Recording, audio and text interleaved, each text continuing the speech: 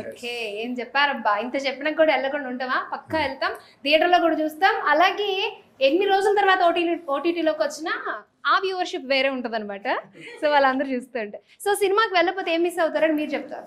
సినిమాకి వెళ్ళకపోతే మిస్ అవ్వడం, ఎందుకు వెళ్ళాలనే క్వశ్చన్స్ ఫన్నీగా ఉంటాయి, కానీ సినిమా మిస్ అవుతారు. లేట్కి వెళ్తే ఫస్ట్ హాఫ్ మిస్ అవుతారు. పక్కన పెడితే సినిమా అవుట్ ఆఫ్ కామెడీ, మీకు ఎలాంటి సినిమా ఎలా కోరుకుంటారో అవన్నీ ఉన్నాయి.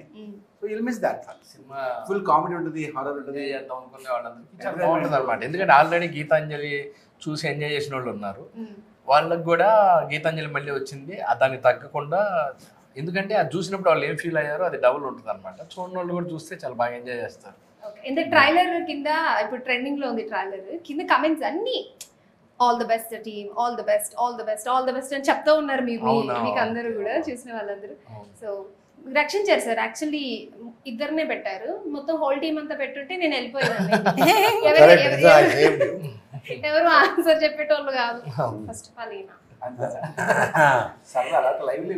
అంతే అంటారా? ఓకే, మీ ఫ్యూచర్ ప్రాజెక్ట్స్.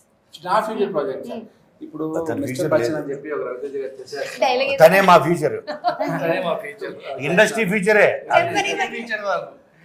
అది కాకుండా అంటే మట్కా మూవీ చేస్తున్నాను. ఓకే, చాలా మిస్టర్ బచ్చన్ మట్కా అదే మంత్రాలు తంత్రాలతో ఏం రావట్లేదు. వస్తుంది 3 కూడా వస్తుంది. అది ఇప్పుడు చాలా టైం ఉంది. ఇంకా సార్ అంటే సార్ సినిమా అంటే ఏమీ ఉండదు, అన్నింట్లో ఉంటారు. 100కి 100%. Zubeda will come back, Zubeda will come back. నాకు తెలుసు, నాకు రాసింది తెలుసు. ఇది ఎక్కడో విన్నాను సార్ డైలాగ్. బింబిసార్లో క్యారెక్టర్ జుబేదా. ఓ రైట్. ఓకే, సో చెప్పండి. అదే అలాంటి క్యారెక్టర్లు ఉన్నాయి కదా, వాటిని కూడా మళ్ళీ అన్ని వస్తున్నాయి. నెక్స్ట్ 2లు అన్ని అలా వస్తున్నారు. ఆయన కూడా అంతే, ఒక పక్క ఒక ప్లాన్ చేసుకుంటూ ఇంకొక పక్క ఇంకో ప్లాన్ చేసుకుంటూ బిజీ షెడ్యూల్. ఎన్వేస్ ఎప్పటి నుంచో ఉన్నారు ఇండస్ట్రీలో. చాలా ఇప్పుడు వచ్చే వాళ్ళందరికీ కూడా చాలా ఆదర్శమని చెప్పుకోవచ్చు, ఎంత కష్టపడ్డారు ఈ లెవెల్కి ఎలా వస్తారు అనేది. Anyways wish you all the best. And final sir, మీ మూవీ గురించి ఆడియన్స్ కి చెప్పండి సార్, మీ మాటల్లో. నేను ఎంత చెప్పినా వాళ్ళు వినరు, మీరు చెప్తే వింటారు. గీతాంజలి చూసిన వాళ్ళందరికీ ఇది ఇంకా 10 రెట్లు ఎక్కువ నచ్చుతుంది, చూడని వాళ్ళకి 100 రెట్లు ఎక్కువ నచ్చుతుంది. చూడని వాళ్ళంటే ఎవరు లేరని అనుకుంటున్నాను.